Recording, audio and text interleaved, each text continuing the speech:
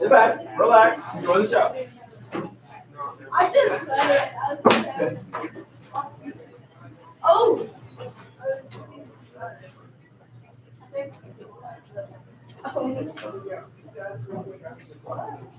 Good morning. Good morning. Good morning. Sit back, relax, enjoy the show.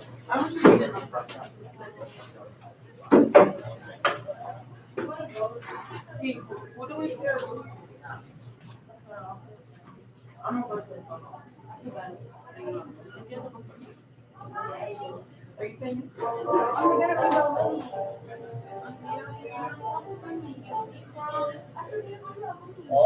Miss Maria, come and have a chat with me.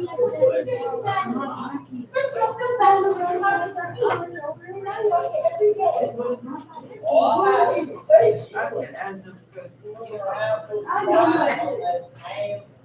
Wait, you know, Charles, he paid his and Marcelo's pepper. Yes, he is. Jada paid it for him. He literally told me yesterday. And Brando said it too. Oh, I don't know. Yours. They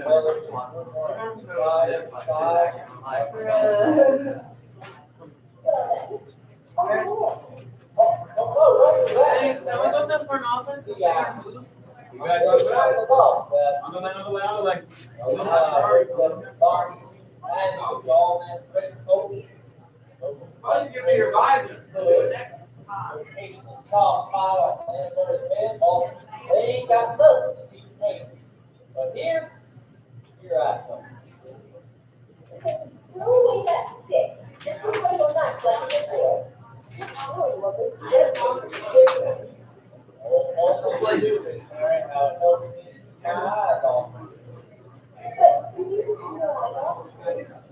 I'll bring out bugs. These guys of mine all the tails, well, they might be saying things you might not want to do. Might get mad. Well, I just have to go home feeling about as small as a tadpole with his head popped off.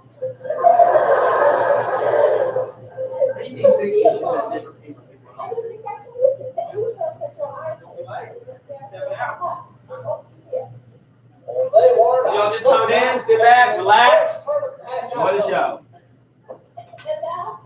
Tell me more about your career. Because I can tell us what I so let's start with that CFO. Ironically, Well, you and your brother, you know, come in and show. It's run about your son brought it. What did you say? Yeah. And then how we got. I don't think that's for that much. Oh, your little mother, she's not yet.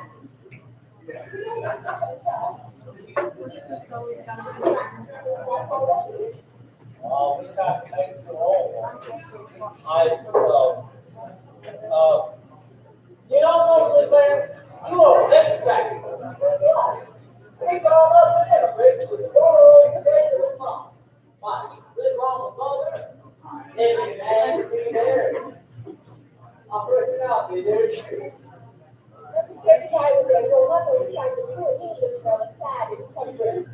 Oh, she ain't proud, not of mine.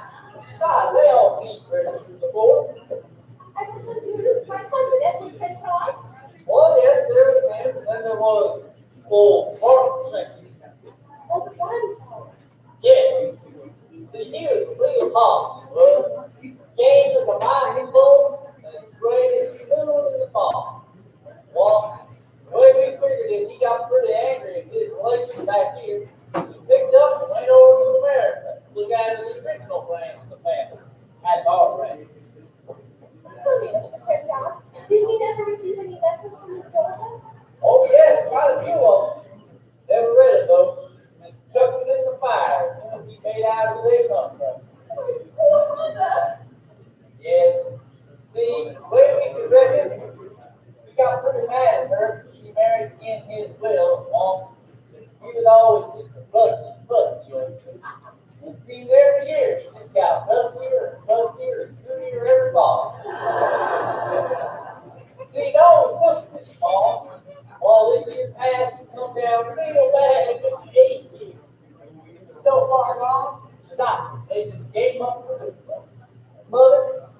long to make the minister.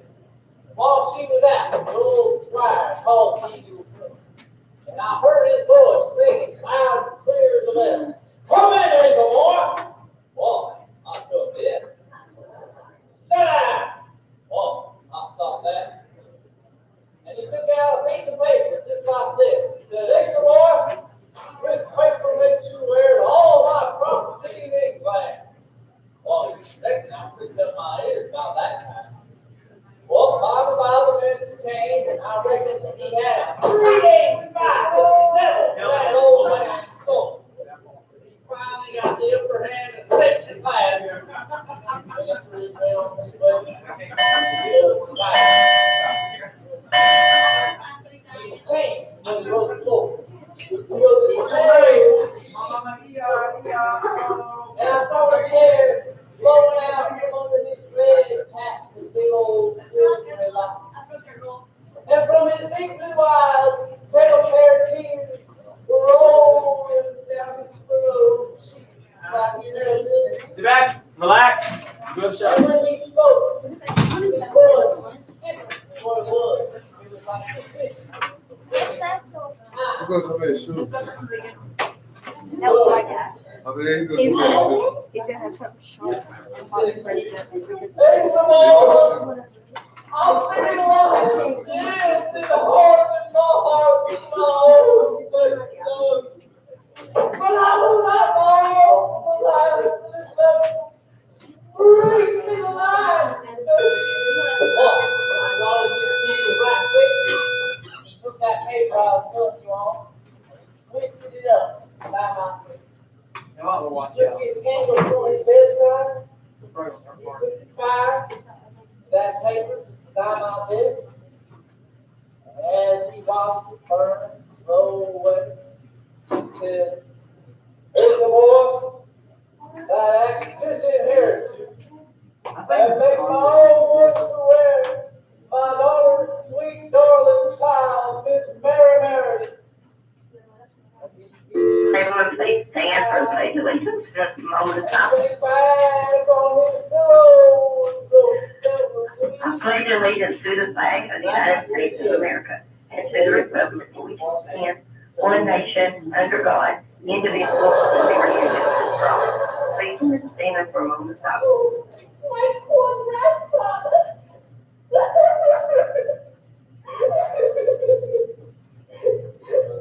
We have a couple of announcements this morning. Seniors, the yearbook deadline for your senior babies and pictures is October 21st. there lies October 22nd. Okay. $4,000. April, don't read. Let's start over. The yearbook deadline for seniors for to turn in your baby picture and your senior photo is October 21st. Second job for teachers must be paid for you. Yeah,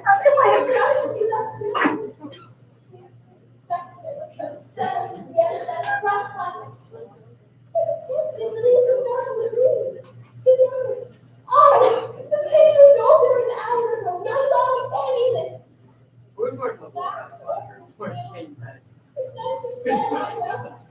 Don't you love me? Oh, whose treason is this? No one to love you, Eddie. What's the matter? God, get that in there. That is coming from here. We have to.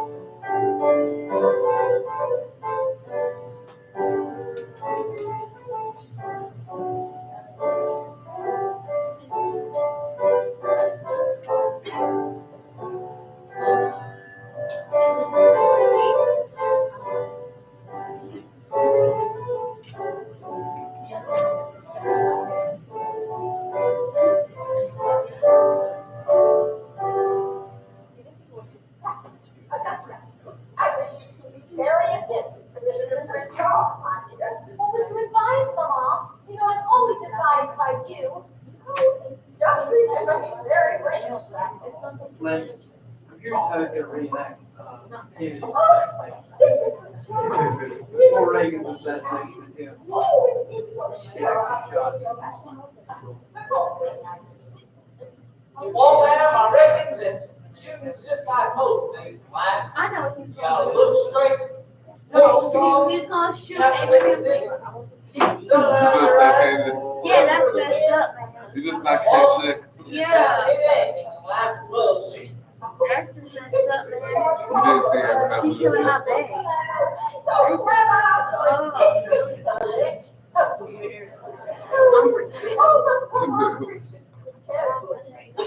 You gonna Yeah, someone help me switch him out. You gotta sit up there with him. Why, you wouldn't have to mean this. This gal, that old woman, trying to get me out of here.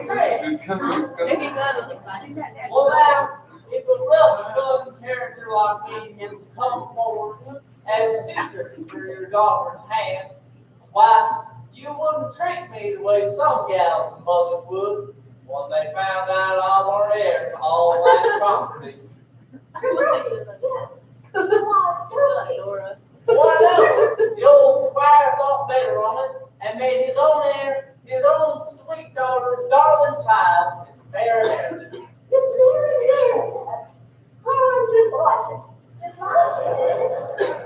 Yes, both of tickets are there. But you don't battle fortune, do you, Miss President? You claim affection, you do. Well, I'm just filling over with affections, but I'm ready to just pour all over you like apple sass on roast pork. You recollect you are speaking to my daughter and in my presence.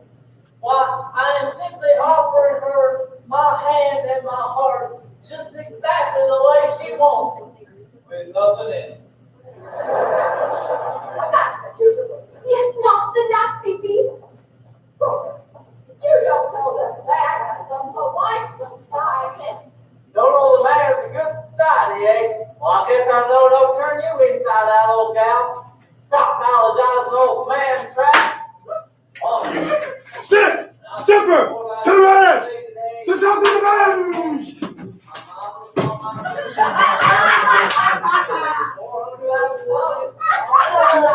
There's someone lock him out. Mr. President! Mr. President! Hey guys, excuse me. No. Mrs. Watson, are you concerned? Yeah.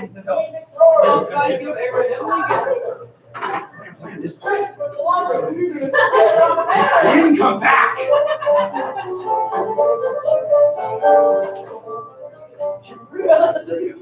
Mr. Trenchard, what have you really done?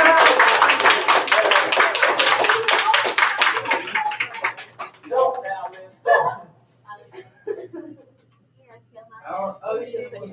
And today, we will be talking about the assassination of Abraham Lincoln. What you just witnessed, poor guy, is a simulation, was a reenactment of what it might have been like on the night of April 14th, 1865, at Ford's Theater in the presidential booth, as John Wilkes Booth entered, assassinated the president, fights with his guests, leaps from the stage, and escapes Washington. And that is what we're going to talk about today. It seems our forensics dummy fared slightly better than old Abe did. He is still sitting up, right? All right, if I could get some help. Now, obviously I went on a simulation. I am not John Wilkes Booth. I would not assassinate the president. I did not assassinate the president. That was a play, and it is over. Now, what you saw was as close to accurate as I could make it, and I'm going to explain all the moving pieces in the next 20 or so minutes. Jackson, if you'll give this one to everybody. There are some follow-along notes for the day, but we're going to get to a short video, about a 30-minute video actually, that I want you to watch, and we are going to consider if we could travel back in time to protect the president, would we? Would we change time if we could? That is what we're going to consider at the back half of the hour. So let me explain the assassination of Abraham Lincoln. Then we will get to all of that, and I'm very interested in your answers as to whether if you could travel in time, would you travel in time? So some simple things for you to write down, follow along. Whew, raise your hand if you haven't worked out enough this month. That's me. Delaney, thank you for the assist. I clearly needed it. I've shed blood in the duties of my role in the school here. All right, Abraham Lincoln. Now, we've been talking about the Civil War for several days now. We have walked through some battles, events, key personalities. This is a specific focus on one event, one night, the assassination of Abraham Lincoln. But to understand that night, we do have to go backwards and understand how we got there. I hope you're realizing that in history, nothing is ever just the event. There's the lead up to the event, the actual event, and then the cause, or rather the effects of the event afterwards. So the walk up to the assassination of Abraham Lincoln, of course, we've already talked about John Wilkes Booth was a Southern sympathizer. He was at the hanging of John Brown. He's working in the North throughout the war while harboring Southern sympathies. So, we could go back that far, but I'm going to start our story on March 20th, 1865, when John Wilkes Booth and a team of 6 co-conspirators attempted to kidnap Abraham Lincoln. Now, somebody tell me more details about the kidnapping of Abraham Lincoln. What have you learned before? Probably nothing, because it didn't happen, right? It's kind of lost to history because it's an event that didn't happen, but it's actually this failure that kind of fuels the flame even more for John Wilkes Booth. He was intent on kidnapping the president, holding him ransom, and he thought he could affect the outcome of the war by holding the Union president. I would guess if he was able to do this successfully, it would have changed some of the events of the war. Well, we don't know exactly what, but on that day, Abraham Lincoln, he had a regular carriage route.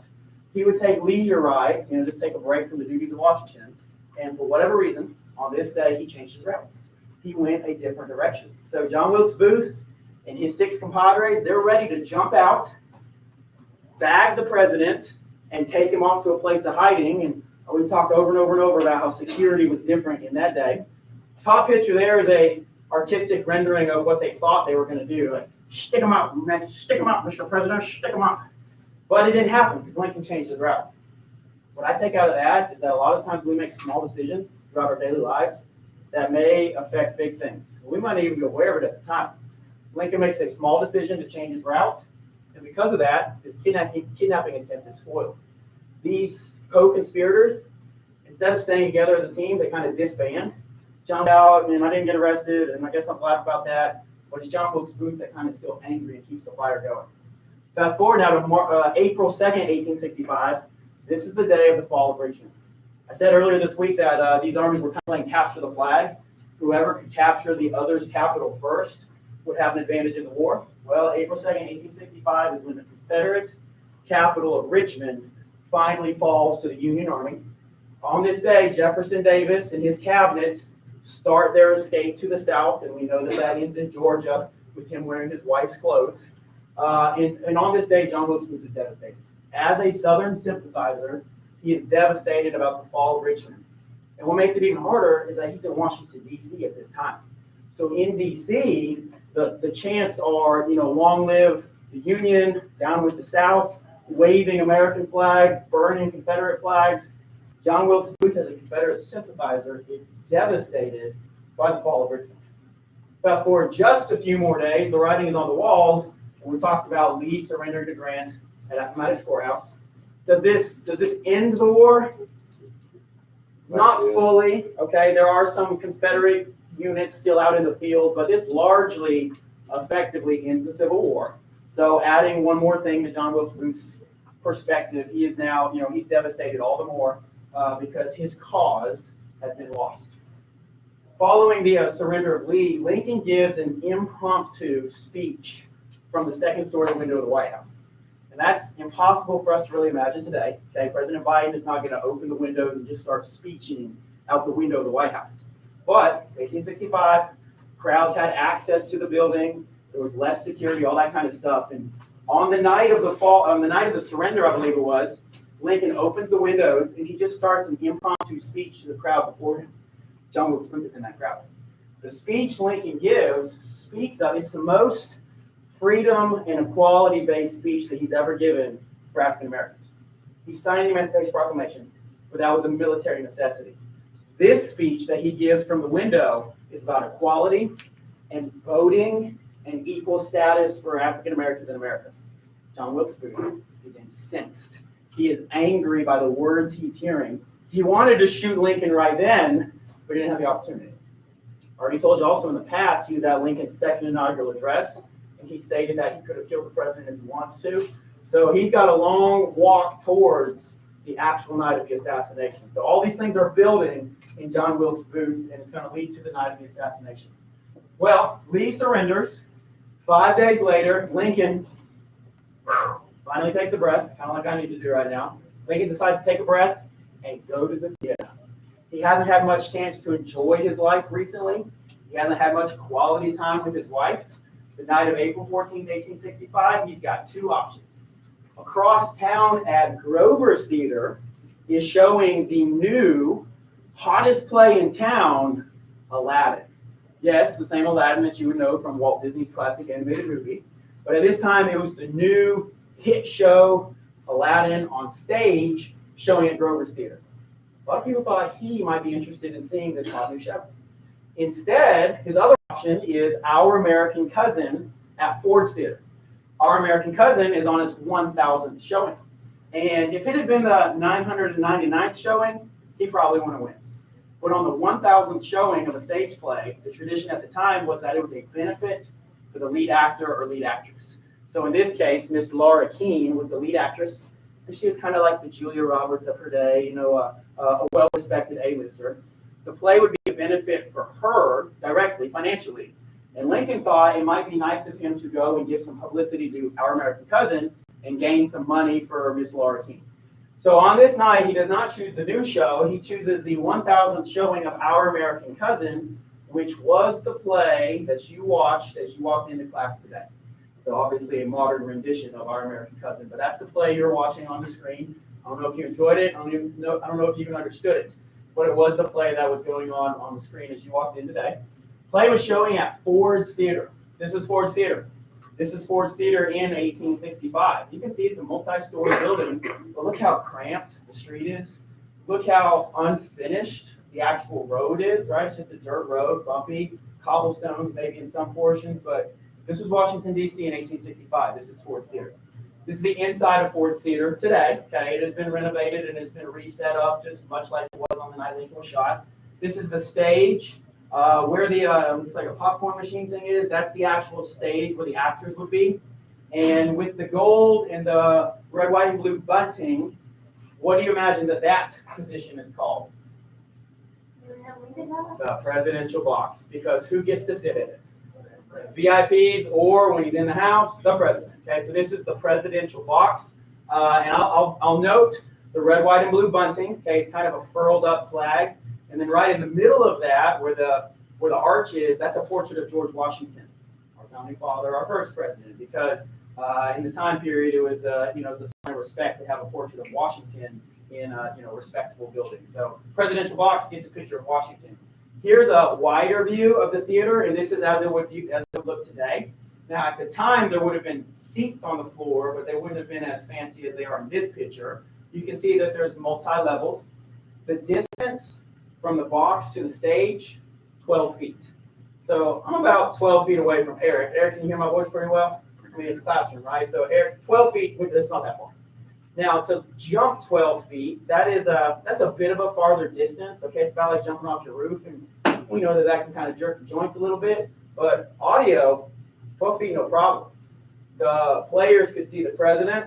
The president could clearly see the players, and in fact, they could vocalize with each other if necessary. Good evening, Mr. President, and they could clearly hear each other. So this is the setup for Ford's Theater and the assassination of Abraham Lincoln. All right, starring a couple of key players. I got to lay down who was there on that night. Starring the Lincolns, the Grants, the Rathbones, and then of course John Wilkes Booth. Let me tell you about each of them. First, the Lincolns. Obviously, Mr. and Mrs., President and First Lady. They've had a hard go at life so far. He suffers from melancholy. She suffers from, some would say, psychosis or psychotic bouts.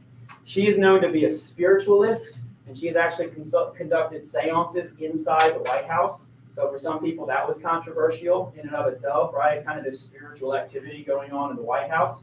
The Lincolns were not immune to tragedy. They actually they experienced several early child deaths. In 1850, they lost a child at age 4. In 1862, in the middle of the war, he's obviously dealing with this couple. They're dealing with the whole problems of the nation. They also have their 11-year-old son pass away. So they got some personal tragedy going on as well. Of note, they will lose another child at age 18 in 1871. Of course, President Lincoln's not around. So Mary Todd and Abraham, they've had some difficulties in their life. This is an opportunity for them to just have date night, for them to take a night out, rest and relax. President Lincoln knows that he can get tickets to the presidential box, no problem. He knows he wants to help the 1,000th showing of Our American Cousin, but who will go with him? Hey, Mary, let's make it a double. Let's make it a double date. Who should go with us? First candidate, top of the list, might be the General in Chief of his army, the Grants, General Ulysses S. Grant and his wife, Julia. Would make sense that the president could invite his top general to the theater, right? He just accepted the surrender. Grant was in Washington, okay, so it wouldn't have been a big deal for him to just, go to the theater on that night. The Grants, however, declined the invitation. What in the world would make you decline an invitation from the President of the United States to go to the theater? Like if you were them, why would you decline an invitation? Ooh, Jackie's going conspiracy route. He knew something was going to happen. Great thought, not the case though. There's another reason why. It's kind of hard to imagine, right? Why would you decline a president from the United States, an invitation from the President of the United States? You want to know why? You want to know why? You want to know why? Cat fight. The ladies didn't like each other. Julia and Mary Todd, so Mrs. Grant on the right, Mrs. Lincoln on the left, they didn't like each other. And in fact, it's Mrs. Grant that says, isn't it always the ladies that leave their husbands? Mrs. Grant said, we are not going to theater with him tonight. No, sir. Mr. Grant, father or whatever formality they use, you better say no, right? You better find a reason to not go to the theater. So the ladies didn't like each other. Guys, that turns history. If Grant had been in the box that night, and John Wilkes Booth could have also made an assassination attempt on Grant, the Union might have crumbled more than it did. If he could take out Lincoln and Grant in the same box on the same night, talk about a turn in history. So what do we say about small decisions? Small decisions with a long-lasting impact. The fact that the Grants didn't go to the theater on that night makes a big difference in the overall assassination conspiracy.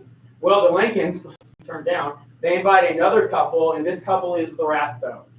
Major Henry Rathbone and his fiancée, okay, they're pledged to be married, but her name is Clara Harris. And they're really kind of the lowest people on the totem pole in terms of getting an invite. The Grant said no. Oh gosh, like who else can we invite? Her father was a congressman, I believe, so she had some, she kind of had a play with her family being in government.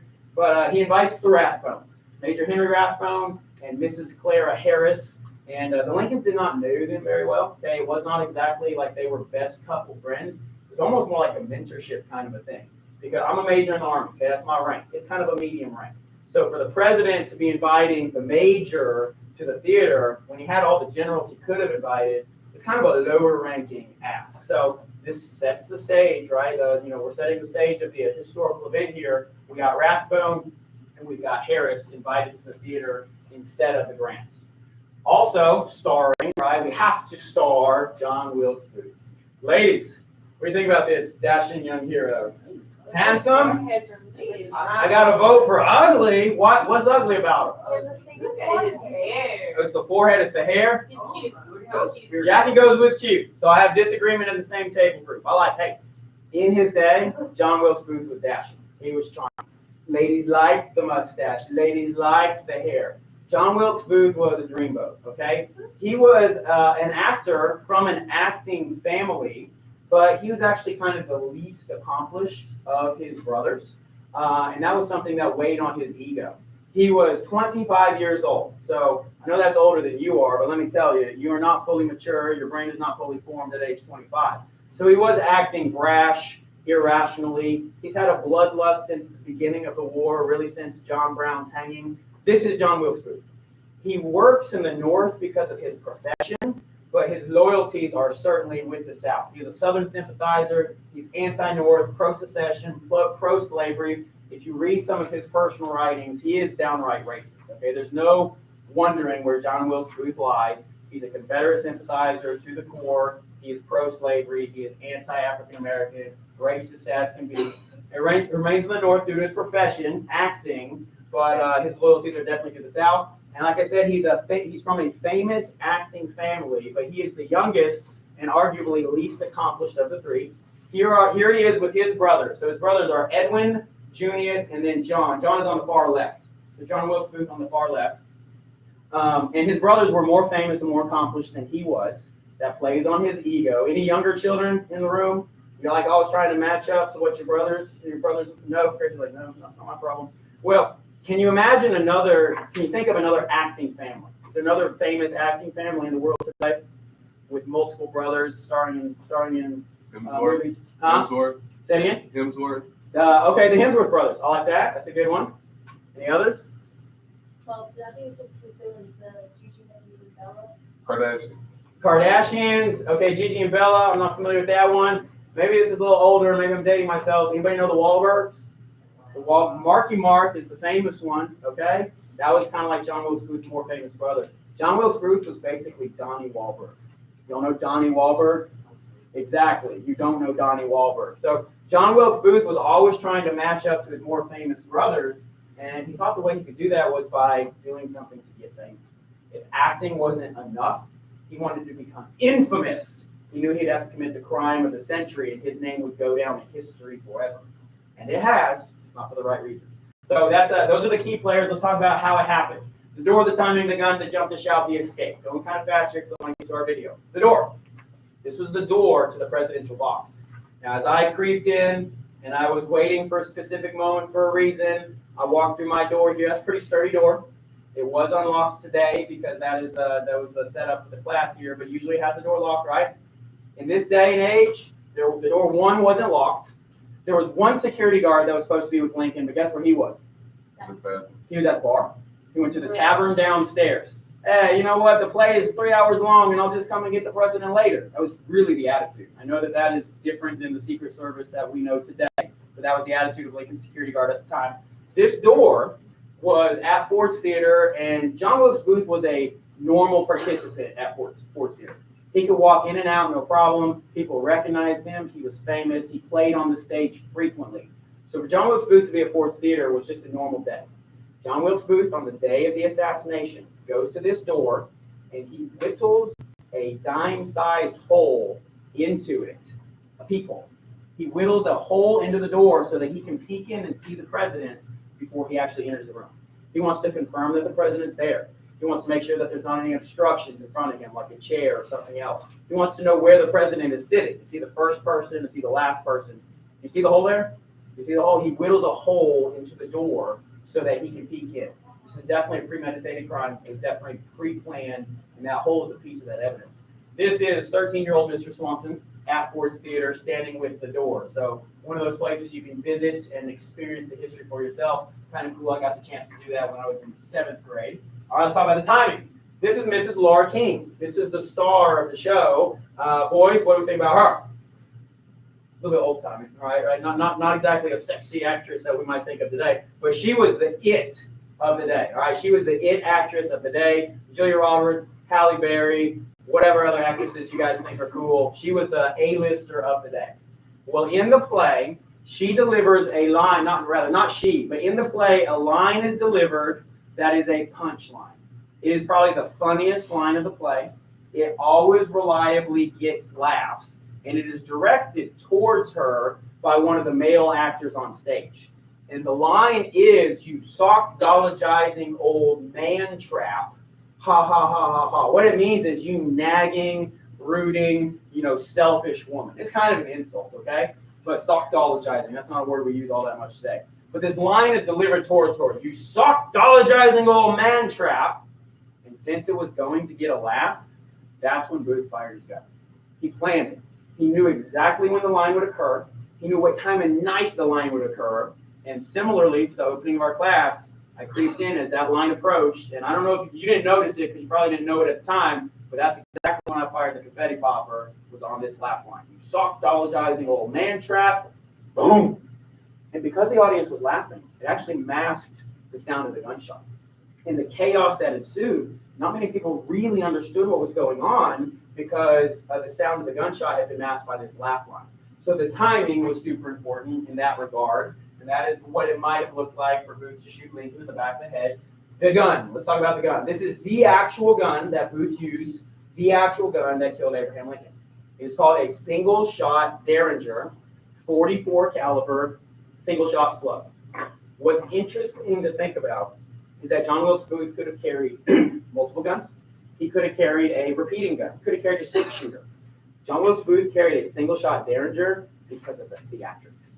He wanted to sensationalize his assassination attempt. He wanted to be an assassin for the ages that had one shot, one kill. From a soldier's perspective, you want to carry as much ammo as possible. John Wilkes Booth carried a one-shot Derringer, and he made his one-shot count. He did. Now, some will say, how was he going to assassinate Grant? If Grant was in the box, he didn't have another gun. He did carry his knife. And you saw me tussle with the air a little bit with my knife, and I'm going to explain to you what happens exactly in the box here in just a second. So he did have his knife as well, but he had a one-shot Derringer, 44 caliber. He holds it about 6 inches away from Lincoln's left ear, and when he fires the gun, the ball doesn't have a lot of power. Snub-nosed gun, single shot. You know, that confetti popper really wasn't, the gun was not much louder than the confetti popper, right? And I know you think, well, that's not a very loud gun. Exactly. It wasn't a very powerful gun. So the ball doesn't blast Lincoln's brains out, doesn't go through his brain. It lodges just a few inches inside of his skull. So it doesn't kill him instantly, and that is going to give some people hope for a short amount of time, but it is still a fatal shot. This is a 20-year-old Mr. Swanson with the gun, and I don't know, that's may have been like the last thing. Well, Lincoln wasn't really looking at the gun, but that is looking down the barrel of John Wilkes Booth's gun. All right, jump. What actually happens inside the box? He shoots, he tussles with Major Rathbone.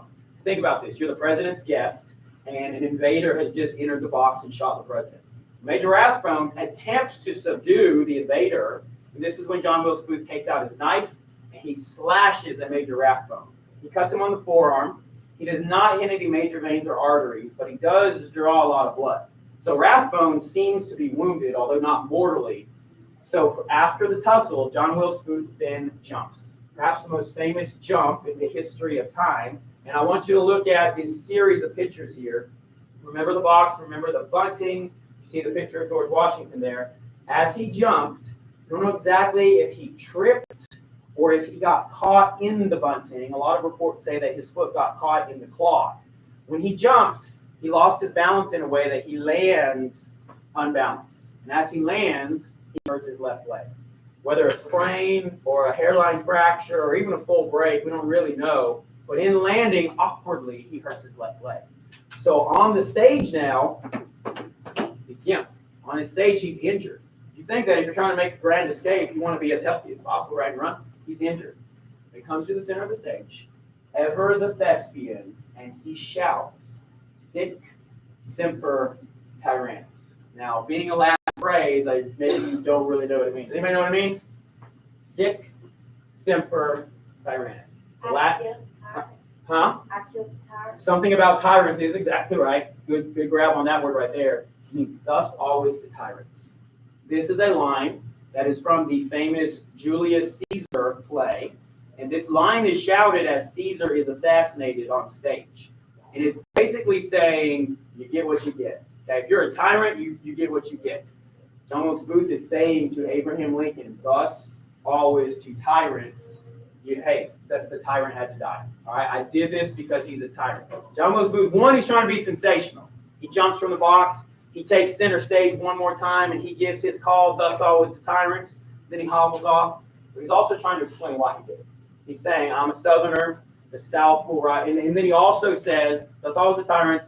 And then he says one of two things, and reports are mixed. He either says the South is avenged or the South will rise again. Right? Reports are mixed on what he actually said. But he's clearly stating his loyalties. The South is avenged. The South will rise again. So the shout is a major important part of the whole thing because it puts John Wilkes Booth on center stage one more time. Well, from the jump and the shout and the hobble off stage, he has to escape. The escape, the first thing he's got to do is get out of Washington, D.C. All right, think about it. As soon as reports get out that the president has been shot, who's going to be patrolling? Everybody, right? So getting out of Washington, D.C. is the first thing that he has to do. He's got to cross the bridge to do it. His goal is he's got to get to the bridge before the soldiers on the bridge are told of the news. Because once the soldiers are told of it, they're going to lock down the city and everybody's got to, there's going to be no way in, no way out. Well, he gets to the bridge shortly after 10 p.m. The soldiers at the bridge, they have the instructions that they're supposed to not let anybody out of the city after 10 p.m. He's just after 10 p.m. He sweet talks his way across the bridge. And that's the problem. And that's back to those small decisions that make a big difference. He sweet talks the soldiers. He's like, oh, buddy, oh my gosh, is it 10:05? I'm so sorry, I lost my pocket watch. I'm just trying to get home for the evening. Will you let me across the bridge? And these soldiers, not knowing that the president had just been shot, they let the assassin out of the city across the bridge. So think about if those soldiers had done what they were told to do and walked down the bridge at 10 p.m., we might not have had the grand manhunt that we then go on to have. So this is the escape. Let me tell you a little bit more. So now the country does get the news, right? The word starts to spread throughout the city. Lincoln has been shot. Of course, it first goes to Washington, in and around town, and then it trickles throughout the whole country. Immediately after he's shot, what happens? Well, Lincoln is not dead, but dying. It is pretty apparent he is a mortal wound, although some are still holding on to hope, right? Is it possible to save the president? Modern medicine, it probably would have been possible, right? We can't say for sure, but with modern medicine, getting to the hospital within an hour, it might have been possible. 1865 medicine and the moving of the body and the jostling of his neck and brain, it was no chance to save the president after all those movements. People did not want the president to die in a theater house, right? This is maybe a little hard for us to understand, but theaters were not exactly considered houses of good standing. Theaters were sometimes considered houses of ill repute. So the fact that the president went to the theater at all was semi-controversial. It was also on Good Friday, and a lot of people thought the president should have been at church, not at the theater. That's neither here nor there. People didn't want him to die in the theater. Some people wanted to get him to the White House, but realistically, the route to the White House, the distance to the White House, cobblestones, horse and carriage, he never would have made it to the White House. What they do is they rush him across the street. They rush him to what is known as the Peterson Boarding House, which is still present to this day. It is a museum type thing you can go and visit. And they put him in the bed of basically a hotel room. Just a commoner's bed. The guy who was staying in that room was not present at the time. When he came back, he found out that the president died in his bed. So they put him in just any old bed. Now, this is a sketch of the room throughout the night. Not that this happened at any one time, but these are the men, the leaders of the government who gathered at his bedside over the next 18 or so hours as he was dying. His wife had to be escorted out of the room. She was manic. She was inconsolable, and she was actually not with him when he died. President Lincoln dies the next day, April 15, 1865, at 7:22 a.m. And in a quiet moment, as the doctor declared the time of death, Secretary of War Edwin Stanton states, "Now he belongs to the ages." Really a profound moment, a historical moment. Everyone was aware of it, and it's Stanton who kind of sums it up by saying, "Now he belongs to the ages." Take a look at this portrait here, and you can see who is greeting Abraham Lincoln into heaven. Angels and the other one, George Washington. Yeah, father of our country, George Washington. So it's like saying these two men are now reunited in heaven. And a lot of times to this day, Lincoln and Washington are associated in the same sentence, right, as the greatest presidents of our country. It's almost like saying now he belongs to the angels. Now he belongs to heaven and eternity. And George Washington is in heaven greeting him. So kind of a powerful picture that came out of this time frame. This is the actual bed where he died, and you can see that it has not been made back up. This is shortly after his death.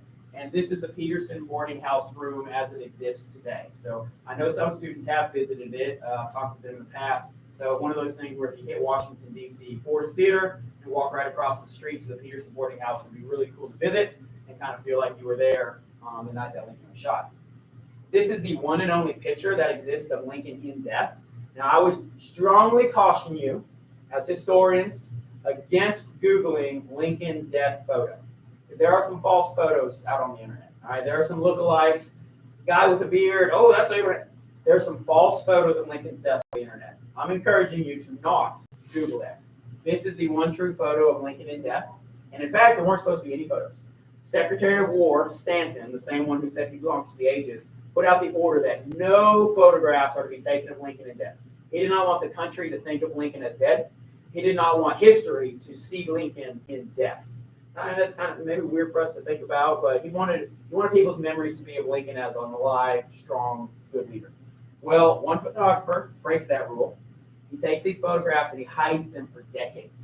In fact, he hides them way past his death. His family finds these photographs in, I think, like the 1940s. So these photographs have lost to history for several decades, and then they are unearthed. And this is the one negative print, like, you know, that you take a picture and it goes onto a glass negative. This is the one photograph that exists of Lincoln in death. His funeral train went all across the country. He went through Washington. He went many, many miles, and people lined the streets to see his funeral pass. And he eventually was buried at his home in Illinois. So this is Lincoln, Lincoln in death. Here's again 7th grade Mr. Swanson with the bugle that was played at Lincoln's funeral. So one of the cool things, artifacts that I've gotten to see in my life is the bugle that played at Lincoln's funeral. But wait, there's more. We're driving towards a video here, so hang with me. We got to understand it all. Conspirators, manhunt, capture, trials, and executions. It was more than just John Wilkes Booth on this night. In fact, there was a grand conspiracy to cut off the head of the Union government all at the same time. Lincoln, of course, being the high-valued prize, was assassinated, but there are several other leaders on that night who were targeted and survived. So let's talk about that. Immediately, a reward goes out for John Wilkes Booth and the other co-conspirators. This would have been equivalent to about $1.5 million today, so a pretty hefty reward for any information on the capture. Here's the 4 other conspirators, other than John Wilkes Booth, that we're going to talk about today. David Harold. David Harold helps Booth escape Washington, D.C. And this is on your notes. David Harold is basically a fanboy of John Wilkes Booth. He is a crony or a follower of the famous actor. He's nothing himself, right? He thinks that he's just he's a lesser person. But if he can attach himself to John Wilkes Booth and ride his coattails, he might be something in life. Well, David Harold helps Booth escape Washington, D.C. initially, and then he is with Booth for the remainder of the manhunt. Booth and Harold are going to go on a 12-day manhunt, and some of you may be familiar with the story Chasing Lincoln's Killer, or the adult version of the book Manhunt, kind of details Booth's movements, and David Harold is a key player in that because he was with Booth throughout the manhunt. Next up is Lewis Powell. Lewis Powell was assigned to murder the Secretary of State, William Seward. Ladies, what do we think about Lewis Powell? Oh, he's a little good looking. He is often called the hot criminal or the hot convict. And this photo was taken in 1865, but it looks, it's colorized, but it looks like he fit right into today as well. Lewis Powell was the only one in the conspiracy who had actually fought in the war. He had been a Confederate soldier from Florida. He fought at a couple of key battles, but he got out as a private. He was not a significant officer or anything like that. He was a brute, and he was the strong one, the big one. And he was assigned to murder Secretary of State William Seward in his home. He knocks on Seward's door. Seward is actually ill and upstairs. He'd actually had a previous accident, so he's recovering from the injuries of that accident. Seward's son answers the door. Powell tries to talk his way into the house, but being such a late-night visitor, Seward's son was kind of skeptical. Powell breaks his way into the house. He attacks Seward's son. He attacks a security guard, which was a Union soldier. He attacks a servant. He spares Seward's daughter, and he does beat William Seward, but he doesn't kill him. He beats him very hard, and many people thought he would die, but he doesn't kill him. So essentially, Lewis Powell failed at his mission. Next is George Atzerodt. George Atzerodt was assigned to murder the vice president, Andrew Johnson, in his hotel room. The vice president at this time lived at a hotel called the American Hotel. George Atzerodt was supposed to go to his door at nighttime, knock, knock, knock, and when the vice president opened it, he was going to shoot him. Guys, I know we cannot even imagine that lack of security today. That's really how it was at the time. Anyone could knock on the door, the vice president would open it up. George Atzerodt, he loses his nerve. He's never really all in on the conspiracy. He's never really all in on the murder plot. And even though he was assigned to murder the vice president, and he agreed to his assignment, he spends the night drinking, he loses his nerve, he never even goes to the vice president's door. So the vice president survives, but he really survives because he wasn't even attacked in the first place. So that's George Atzerodt. And then finally, Mary Surratt. What's notable about her is that she's a she. A lot of people didn't think that a woman would have the capability of being involved in a murder plot. So a lot of people were really mixed on whether she should be charged with a crime because she's a lady. Here's what she did. She was not assigned to murder anyone on the night. She ran a boarding house where all of the conspirators met. It's really her son, John, who was more complicit in the conspiracy, but John was out of the country on the day of the event, and he was not arrested until several years later. So if you can't charge John, what happens is that his mother was charged with the crime. Now, she did have an understanding of their plans. She kept weapons and supplies for them. I do believe she knew what John Wilkes Booth was planning, but technically she did not, and that's what makes her complicit to the crime. She did not pull any triggers, she did not kill anybody, but she was an accessory to the crime from the boarding house that she ran and her knowledge of the crime. So the manhunt now, this is what you see. So to the north, to the top of the screen, in the north is Washington, D.C., and you can follow Booth's path for the next 12 days all the way into Virginia. He's not a good escapee. Okay? He is not a good criminal. He makes many navigational errors along the way. He's injured at that, and that slows him down greatly. He has to cross a river, the Potomac River, to even get into Virginia. And eventually he is cornered at a farm of some bystanders who are not involved in the plot at all. And I'll tell you how it ends for him here in just a second. Along the way, though, we got one more key player, Dr. Samuel Mudd. Dr. Mudd was a Confederate sympathizer. Okay? He's from Maryland, that's a border state. Dr. Mudd was a Confederate sympathizer. He knew Booth before the assassination. History and documents will show that they did know each other. But on that night, as Booth is injured, he goes to the home of Dr. Mudd, knock, knock, knock, and it is said that Dr. Mudd, this is Dr. Mudd's defense, he did not know who his midnight visitor was. He said, I'm a doctor. When someone comes to my house and needs help, I'm going to help them. What Mudd does is he sets Booth's leg. He cuts off Booth's boot when his leg is very swollen at this point. He makes him kind of a rudimentary splint and sends him on his way. People who want to connect him to the conspiracy say that he knew what was going on, he was helping Booth, and he should have told the authorities that that Booth came to him on that night. He is going to say, I never knew the name of my midnight visitor. I just help anyone who comes to my door, and I had no idea that was John Wilkes Booth, and I had no idea that he had just assassinated the president. So very mixed legacy on Dr. Mudd. Are you familiar with the phrase, dragging your name through the mud?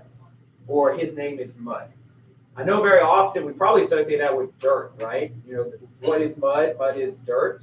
It's actually associated with Dr. Samuel Mudd. For your name to be like mud is to say that you are connected with something you didn't do, or you have a bad reputation because people are lying about you. He's making my name mud, or he's dragging me through the mud, refers to Dr. Samuel Mudd. Now, I know you're probably going to still use that phrase like the dirt, but it is technically, that phrase comes to our language from Dr. Samuel Mudd. So the more you know. Here are some awesome artifacts. They're at Ford's Theater to this day. That is John Wilkes Booth's boot, and it was recovered from Samuel Mudd's home. So that is proof that John Wilkes Booth was there. Those are his medical instruments, and Dr. Mudd was arrested in the conspiracy. So those are the handcuffs and the leg irons that he wore while he was in prison. So pretty cool that we still have some of these artifacts. Let's finish it out. The capture. John Wilkes Booth, he makes it to the farm in Virginia, owned by just a couple of farmers, people he didn't know. Very common in the day for weary travelers to come up to a farmhouse and say, hey, we need a place to stay for the night. And in this case, John Wilkes Booth and David Harold were sent to the tobacco barn. This family said, you can stay here tonight, but it's like, go to the tobacco barn, right? Don't mess with us. So the Union patrols are circling. They're getting a lot closer to capturing John Wilkes Booth. As they approach this family farm, they say to the members of the family, have you seen two people wandering? One of them has a bad leg. And they're like, hey, as a matter of fact, we have, and they're in our tobacco barn. So these Union soldiers surround the tobacco barn.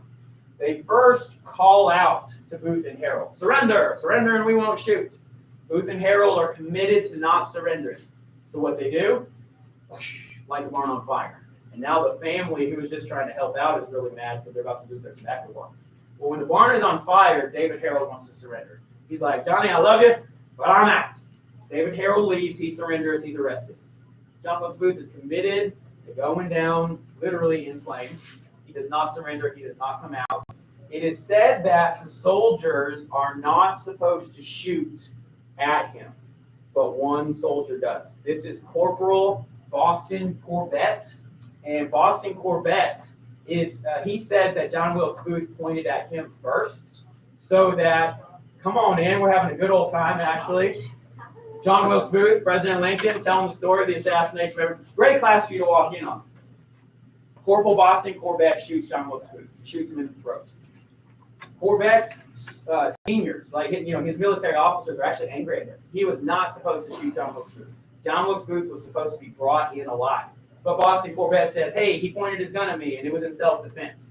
One way or another, Boston Corbett becomes a local celebrity. He becomes a short-time national celebrity because he's the guy that shot John Wilkes Booth. John Wilkes Booth does survive for a few more hours, and when he dies, his last statement is, I think I have it here. When he dies, his last statement is, tell my mother I died for my country. Tell my mother I died for my country, which of course means the Confederacy, which is not a country at all. All right, rounding it out before we're going to get to our time travel, the trials and execution. Now, the pictures you look at here are real. These are real hanging pictures, so I'll give you that upfront warning. If you want to put your head down, you may. But I know that my daughters viewed these pictures in 6th grade, so I'm comfortable showing you these pictures here today. Trials and execution. These are the 4 co-conspirators that I just told you about. These are the 4 that were tried with a capital crime and sentenced to execution. So we have Mary Surratt, Lewis Powell, David Harold, and George Atzerodt. What did I tell you about Mary Surratt? What was kind of controversial about her? She's a she. Not a lot of women were tried for capital crimes, and not a lot of women were sent to execution. And also, she did not commit any of the bloody crimes in as much as she just ran the boarding house. So go back anytime. She just ran the boarding house. So a lot of people were mixed on whether Mrs. Surratt should be swinging from the gallows or not. Here are the same characters, and in the gallows on that day. And these colorized photos are amazing. All right, I can't do it. I don't know how to colorize a photo, but whoever has the art and ability to do that, I think they've done a great service to history by colorizing these historical photos. And my friends, these are the 4 co-conspirators of Abraham Lincoln swinging by their necks until dead. That is what the execution order says. You will swing by your neck until dead, and there they are. Mary Surratt being on the left, and you can tell from her dress. Why they cover their face? That was a standard for the day, to cover their face for the moment of death. Their face would not be visible. So firing line or hanging, they would cover their faces. That's all I can tell you. That was standard for the day. What's that? Lewis Powell was good looking, and he's also dead. So, great question. John Wilkes Booth did have total secrecy, right? He had the peephole, and he creeped in, and when he put the gun to Lincoln's head, nobody knew he was in the box. He had a security guard, that might have been different, and some people think the security guard was involved in the conspiracy, but he was actually absolved of any involvement. He was just drunk at the bar. So he was fired, but he was not involved in the conspiracy. Why did his wife not stop it? She didn't know he was in the box. Like, nobody knew that he was in the box. The security guard, yes, that's what I just said. He got fired from his job, but he did not get connected to the conspiracy, right? He was a bad security guard, but he was not involved in actually the conspiracy. Rounded out here, in total, 8 people are charged, 4 are executed, 3 are given life sentences, and 1 is given a 6-year sentence. That's the guy that held Booth's horse. I don't think he truly knew he was involved, but because he held Booth's horse before the escape, he was given a 6-year sentence.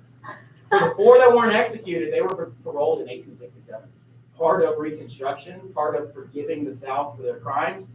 4 people who were involved in the conspiracy were let go by 1867. So in the end, I would offer they didn't really spend much time in jail for their crimes. All right, leads us to what we're about to do. And I know we haven't taken a bathroom break, but guys, I think today's worth it. I think you can make it to your next class for a bathroom break. We're going to watch an episode of the show called Timeless. In Timeless, we follow some time travelers, Lucy, Rufus, and Wyatt. Wyatt's pretty good looking as well, ladies. Lucy, her goal in the show is to preserve history, whether good or bad. She wants to preserve the history. She wants any other time travel that happens to not mess with history. Well, on the other hand, here's Garcia Flynn. He's the bad guy. He's involved with a group called Rittenhouse, kind of like the Illuminati. He tries to change history to fit the Rittenhouse agenda. And that's where you get the show that's kind of interesting because they're playing back and forth across history. Preserve history, change history. Well, we've got a couple other characters. Wyatt is the soldier, Rufus is the pilot, and their time machine is called the lifeboat. It takes them across time and history as they battle Garcia in a time travel battle. Got to suspend reality, but it's a pretty fun show if you embrace the alpha plot. Well, we find ourselves now on April 14th, 1865, when the Lighthouse takes our characters to Washington, D.C. Knowing what happens on that night, what could possibly go wrong? I want you to simply embrace the episode, and then there's some reflection questions on the back of your page for you to think about afterwards. So we watched most of the episode, and we should be able to do that 4 classes up. Who's Flynn? Flynn is the bad guy. The bad guy. Oh, that's a better looking bag. Log back in.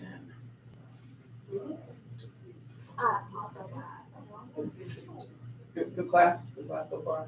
It's been my favorite of the year. I hope you're enjoying it. Hey, what were them other 2 people with the lady that did here? So the 3 of them make up the time team, the time travel team. So I'm talking about the one that came. Oh, visitors just seeing how to do some. Everyone thinks they know the man. Filipino is great. He's a wrestler for one. 300 fights, only lost once. What do you know about Lincoln? I'm his bodyguard. His bodyguard's at the bar. Hey, Mr. Booth. What's happening when we see you on stage again? Soon.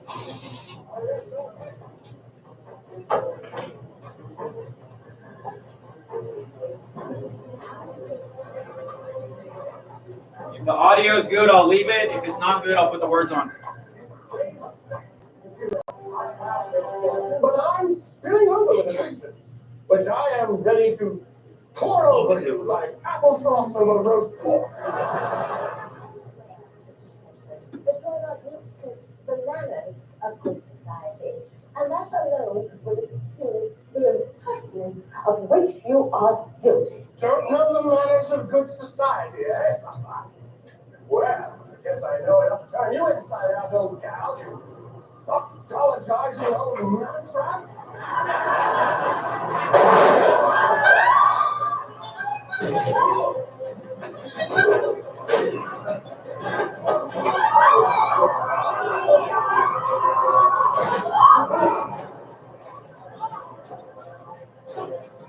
Six separate Tyrannus! The South shall be free!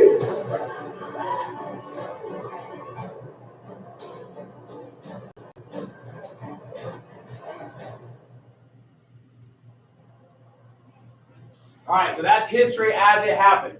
I'm gonna fast forward about 3 minutes of the video, which doesn't really matter to our episode. Something you can't just. So it's a little bit of background info related to the characters, not all that important to our show. And now they're about to go back in time. You have to change back. Change it back. I'm sorry, Lucy, but Flynn is hours ahead. We don't care for this. Why not? We have a time machine, don't we? Flynn could be decimating history right now. Our reality could change like that. Any second, you need to go. Not until we figure this out, Lucy. Hey, you dragged her into all this. She just lost her sister. Give her a damn minute. Flynn went back to April 14th, 1865. Now you need to get moving, and you need to eliminate Garcia Flynn. Are we clear? Yeah.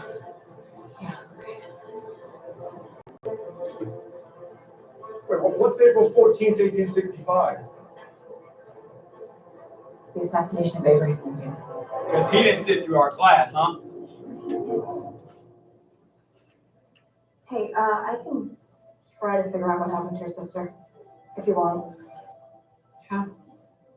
Something Her happened. sister disappeared in a previous episode. Somehow. It's not all that consequential to our show. I see what changed. Lincoln's names, birthdays. That is part of the show.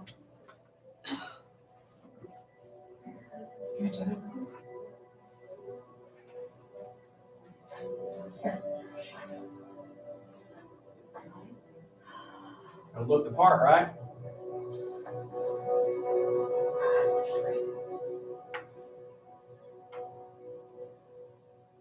a sea of men.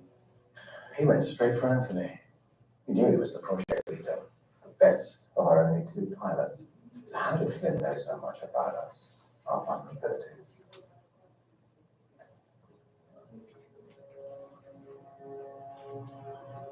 Is there a problem? What do they do with these recordings? Why does Rittenhouse even need them? Don't speak that name out loud ever again.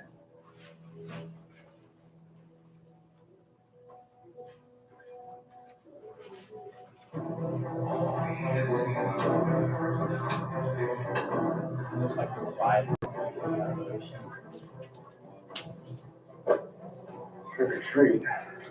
Personally, no one is more aware than I am not over the soldier. Where do these guys even come from? Civil War Reenactors Club? No wonder they smell like sweat and loneliness.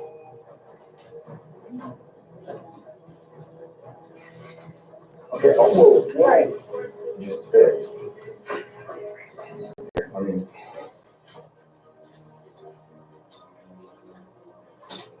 I was really hoping I'd never have to do this damn thing again. Lucy, I'm sorry about your sister. Thank you. For backing me, thank you, Christopher. Trust me. We're gonna fix it. We're gonna fix everything.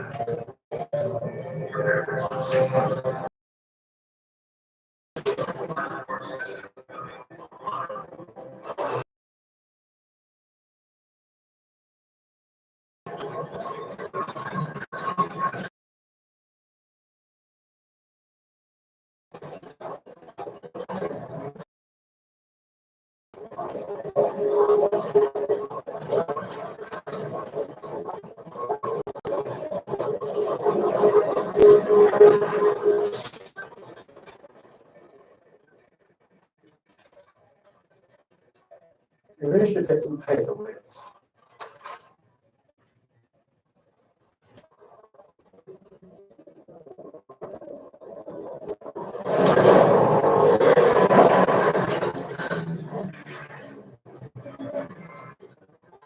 Tell me it gets easier.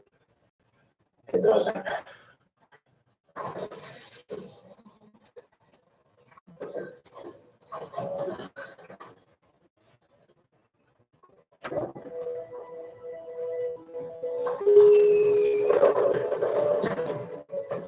What's all that?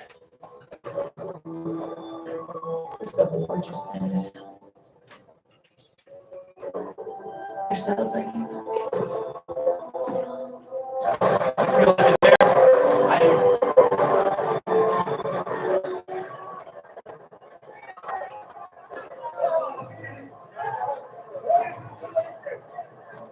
Who's that?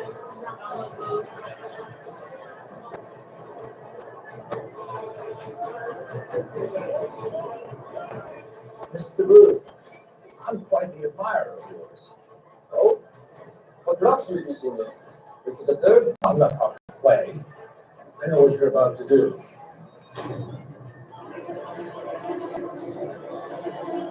I think I can help.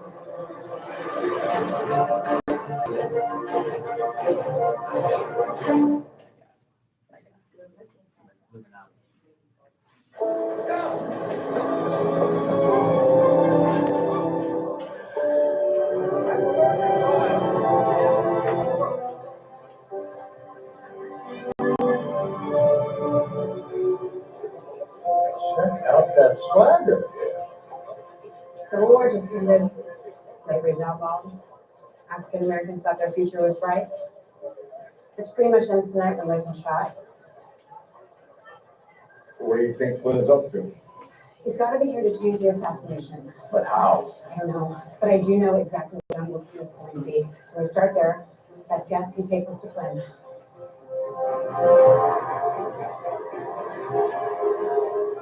So Booth walks into Ford's Theater at exactly 10 a.m., huh? Around 1906, 7. Hundreds of books have been written about this movement today. Let me guess. You read them all. And you're one of them? Why is Booth coming here now? What is he, scouting for the night? No, he's an actor. Union Force Theater like the back of his hand. Used it as his mailing address. Picks up his mail at exactly 10 a.m. An actor. Pretty well known too, but his brother, Edwin, was literally the most famous actor in America. I'll never quite measure that. So this is like if Donnie Wahlberg assassinated the president. Pretty much, actually. Come on. Hey, keep an eye on him, huh? Find Booth and Flynn. Get us fast. So Lucy's the historian, and Wyatt is the soldier. He's the bodyguard. Rufus is the pilot. They are the time team. So is audio good in the back? Works. Whoa. Any good books? Tell you where the mailboxes are? No. Just put up. Come on, No, I got it. Good.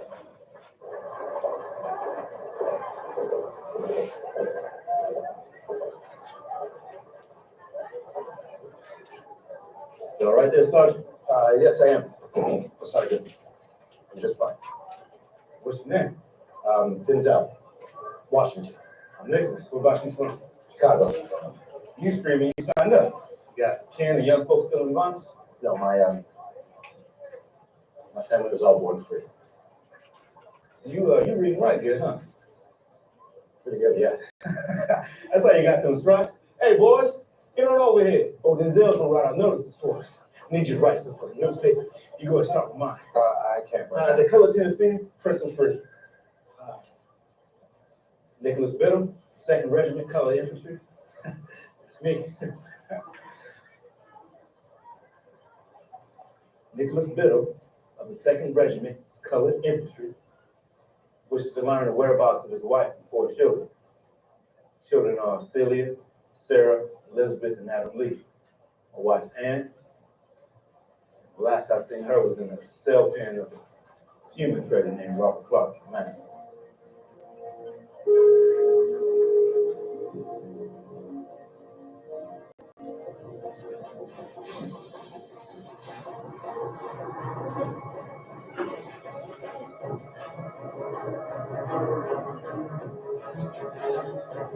So this is true. Booth was going to pick up his mail on the morning of. I'm General Grant's aide. You're Robert Todd Lincoln. Have we met? Lincoln told his son. I admire your father. Pleased to meet you, Miss. Juliet. Shakespeare. Are you an actress? No. Yes. Not a very good one. Just starting out. Something rarer than an actress. A modest one. General Grant was supposed to attend tonight's play. He can't make it tonight. I have to return his tickets. Well, I'll take the tickets to the box office for I'd you. like to leave a note, too, with General's apologies. Of course. Take your time. Because their wives don't like each other. You know, my father's coming to the play tonight. Please do. It's not very good. Yep. Should tell him not to come.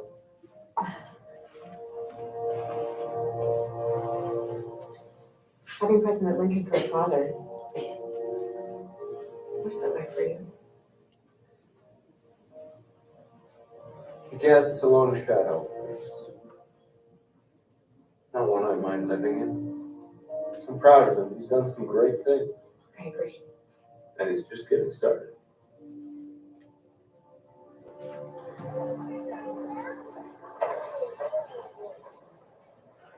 What are you gonna do once you find your family? I'm working in a piece of my old master's land. I think the man won't just gonna give you this land. No, I think President Lincoln's gonna make it. I'll smooth sailing from here on out. What's that supposed to mean? I'm sorry, nothing. I didn't mean it. What regiment you in? The 4th. Colored Infantry. 4th Color. Yeah, I never heard of it. We're going back backstories, huh? We fought all over. This ain't no real uniform. You pretending to be a soldier? After what we went through? Why? Didn't hit your girl? Look like some big hero? You go, you lying rat. Miss Shakespeare, it's been a pleasure. I'll see you get it right away. John Wilkes Booth. Robert Lincoln. I saw you on stage here last month. Of course. Why are you here? My father invited General Grant to see tonight's play, and I'm helping him escape it. I assume you know Miss Shakespeare. John Booth. She's an actress. Really? What do you perform? I'm new to the profession. And very humble. Miss Shakespeare, do you know that Mr. Booth's brother saved my life on a train platform just last year? Hold me out of the path of an oncoming train. That's true. Amazing. That's Edwin. Always the hero?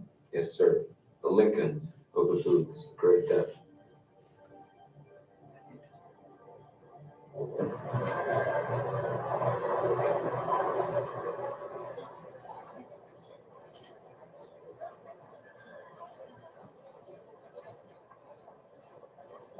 So we're 1,000% sure we can't just shoot this asshat. Save Lincoln here and now. Believe me, I want to. It might change things too much. And maybe there'll be a lot less lynchings. I'm serious. I'm serious. I just met some black soldiers. We know Lincoln's death. It's going to be a disaster for them. Not to mention my great-great-grandparents. Don't look at me. I'm with them.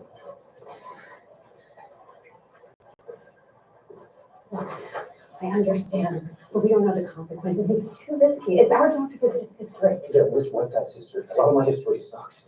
Look, I know it seems crazy, but maybe we can change things for the better.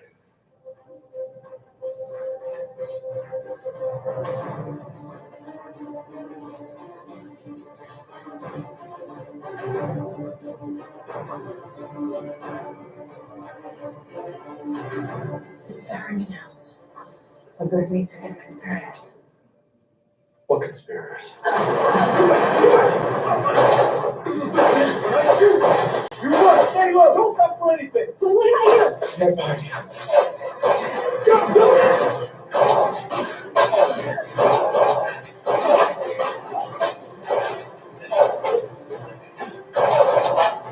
We're not used to those kind of guns in 1865. What happened? Come on, go!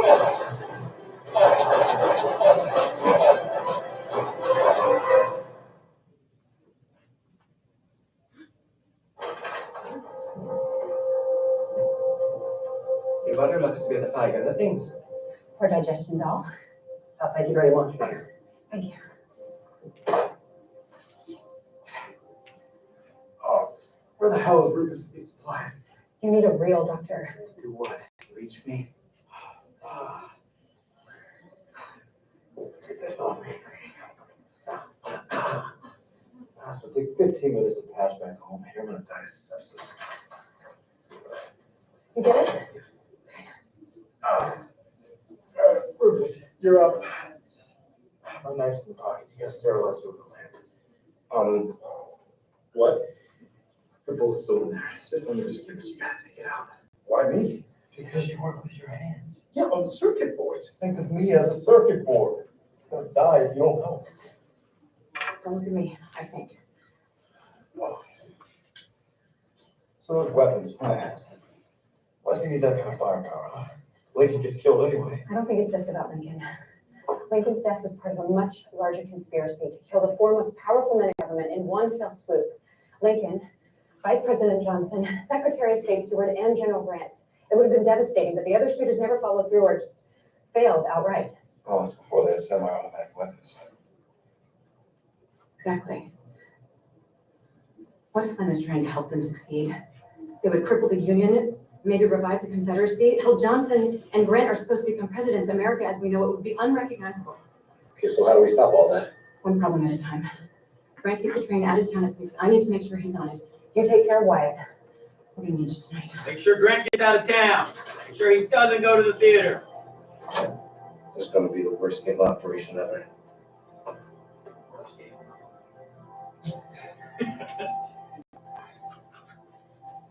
You got jokes. I'm on the edge of my seat.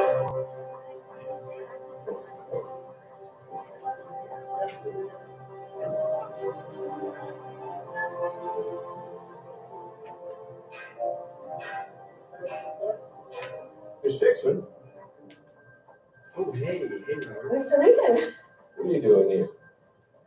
following you, it seems. I'm a lucky man. What happened to the train? Technically speaking, it broke. Oh, Much to General Grant's dismay, he and I will be taking pledges. no. Like I said before, it's a terrible play. The general will hate it. Maybe, but the general and I are already committed. But is there any chance that you'd like to see a terrible play? What? Excuse me for being forward, but would you come as my guest? You'd improve the evening a great deal. We've met twice in one day. That can't just be a coincidence. Do you believe in fate?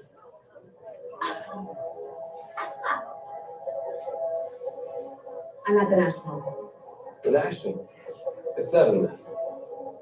National Hotel. That's what it's called. I said the American.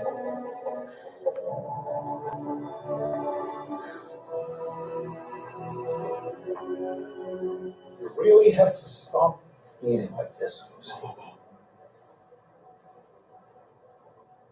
You son of a bitch. My sister is gone, disappeared because of something you did to the Hindenburg. It's war. I lost my whole family. Because you heard of him. Rittenhouse, remember that? I asked about Rittenhouse. No one's ever heard of him. Rittenhouse isn't a him, it's a they. And that's why I'm here to right some wrongs. I shame you, Washington, trying to destroy America outright. Yeah. Dr. Beaver. I'll come get him in a second. You'll see. One day, you're going to help me. Or what? You'll kill me? That's not a threat. It's your future. So accept it and stop trying to interfere. What are you trying to do? And what does this have to do with Rittenhouse? Tell me. Don't get in my way again.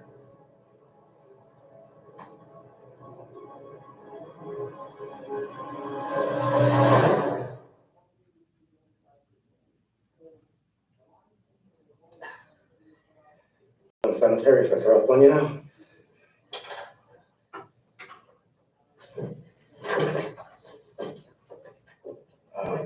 You went shopping? Robert Lincoln invited me to a play. Play? You mean the play? General Grant's going to be there tonight. Flynn sabotaged his train. You saw Flynn. I saw him leaving the train station. The point is, Grant's going to be there tonight, and I've got to save him. How exactly? I don't know. I'll get Grant out of the balcony before Booth shows up, somehow. I'm pretty sure we can come up with a better plan than that. Will these help?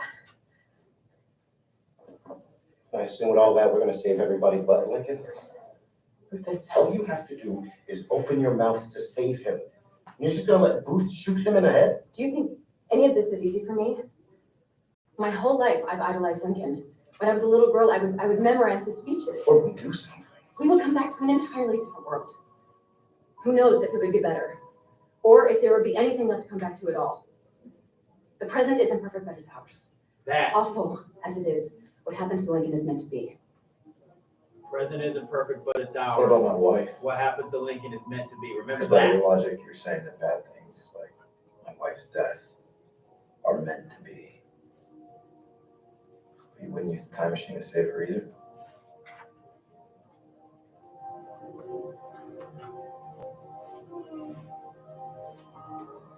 Wow. You are saying that. So, your sister is supposed to live. My wife is supposed to die. Is that it? It's not fair. You just lost your sister. You're gonna sit next to Robert Lincoln and let him lose his mom.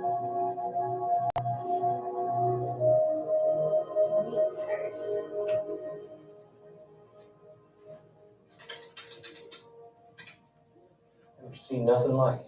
Where'd you get these? We're Prussian. We make good guns. Sikhs and retirees. The South shall be free. Use this instead. It's ugly. It fires 17 bullets. You won't need the knife. I like the knife. Just take it. The Derringer is more dramatic. I appreciate the weaponry you provided us, sir. But I have staked my fortune and fame on this spectacle. And I will see it through as I imagine.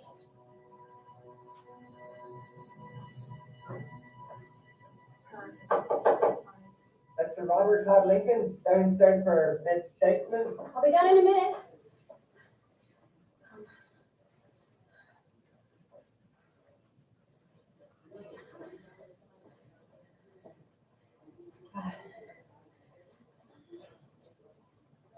Now, please, go save Secretary of State Seward. And you'll save Vice President Johnson? Here we go. Lucy, just think about who you save.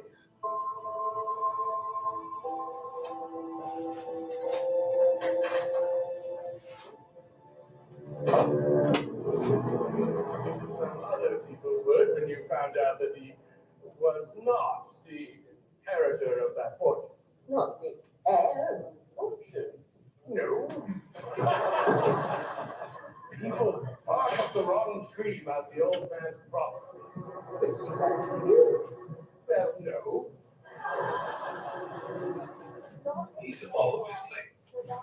Which is nearest at I wish I could be sure of that, for I have been cruelly disappointed in that particular.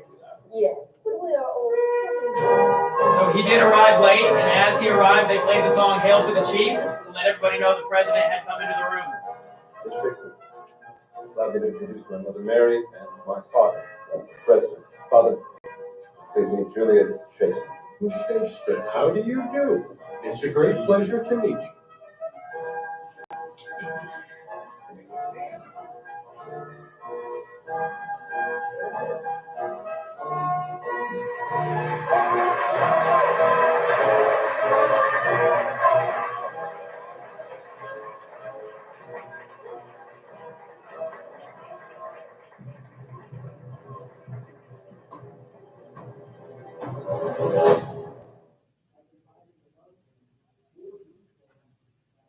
So, all I gotta do is save the Vice President of the United States. Sure, no probs. Relax. When the Sazerac guy shows his face, just point him out to the Vice President's bodyguards and do the rest. The gun's just in case. What if I freeze? You won't.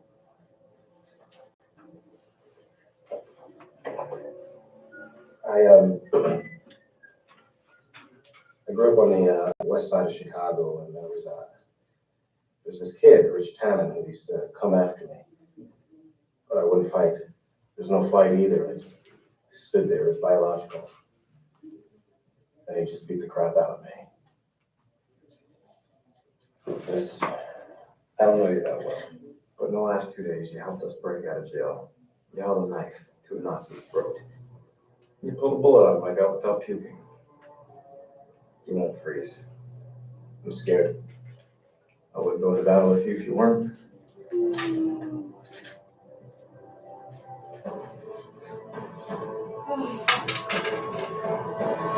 A woman of my age. Be you a woman of your age? Are you all right? I'm just a little nervous.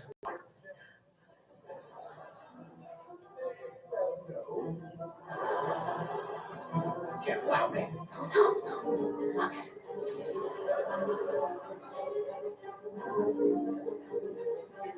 Remember, she wants to preserve history, the good and the bad.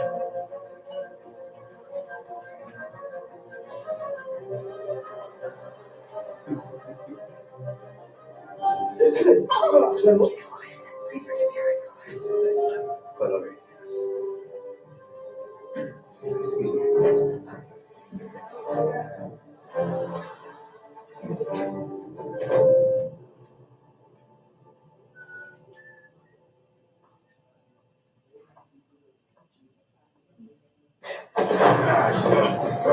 Control guy who gave you the gun. Where is he? It's Lewis Powell. Let's get some big guys.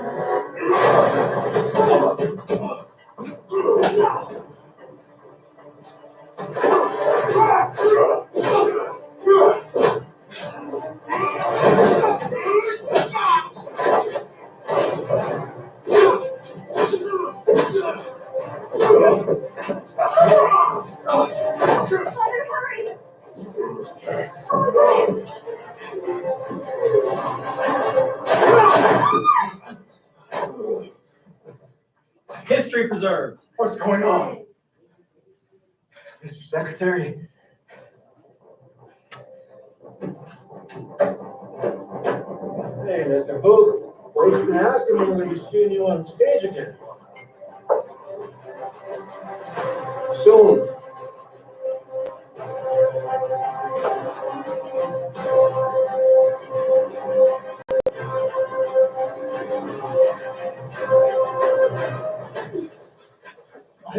drunk. Unhand me. Graham's gonna be in there too. You're gonna need more than one bullet. Take it. I set this course nigh on 4 years ago. And do not now submit my destiny for your approval. Nor actors.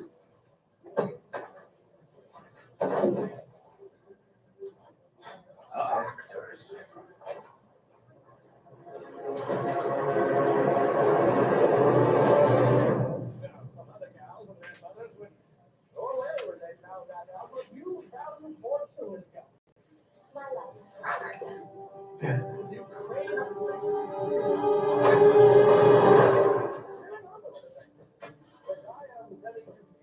Uh-oh. Miss Shakespeare.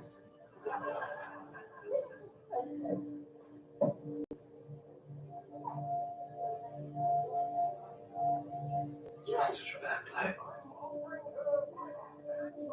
It's certainly not what I remember.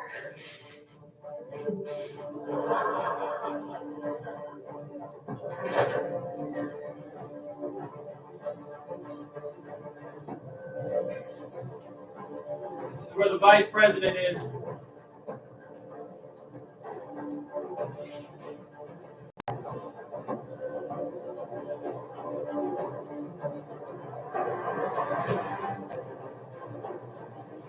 That's George, and that's a rock.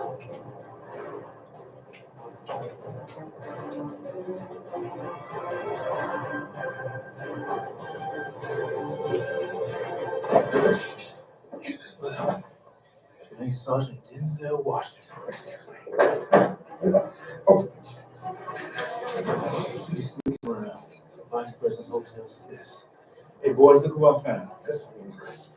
I just need to talk to his bodyguards. I'm not trying to hurt the vice president. I'm trying to save him. Oh, you are, huh? From what? There's a man in here who's going to kill him. You want to say that? The fake sergeant said he fixed me to stop a man from killing the vice president.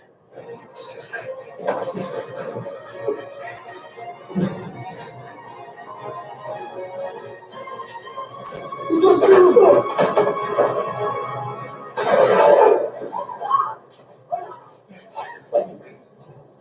I wouldn't do that!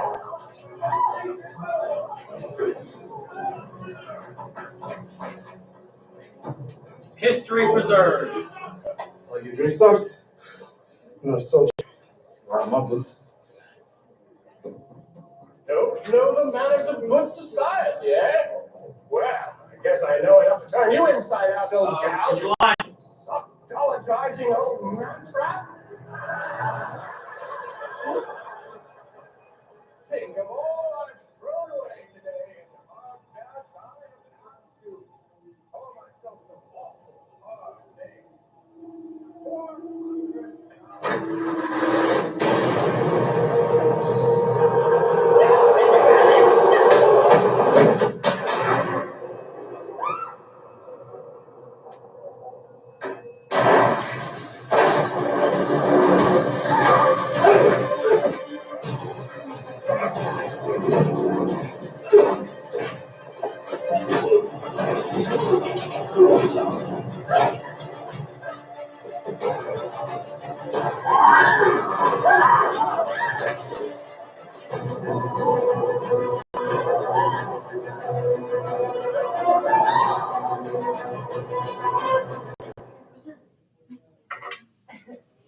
That's a cliff. Next door watching the plane.